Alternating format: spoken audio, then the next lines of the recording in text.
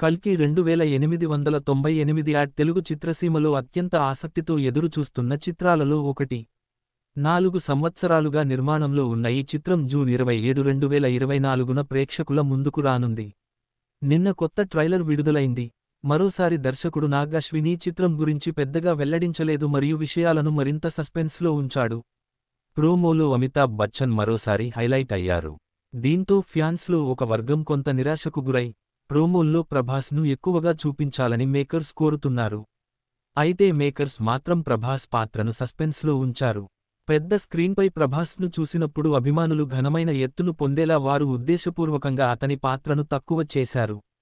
నాగ్ అశ్విన్ భారీ స్థాయిలో దర్శకత్వం వహించిన ఈ చిత్రానికి వైజయంతి మూవీస్ నిర్మాణ సంస్థ. దీపికా పదుకునే, అమితాబ్ బచ్చన్, కమల్ హాసన్ కీలక పాత్రల్లో నటిస్తున్నారు. వీడియో నచ్చితే సబ్స్క్రైబ్ చేసుకోండి. నెక్స్ట్ వీడియోలో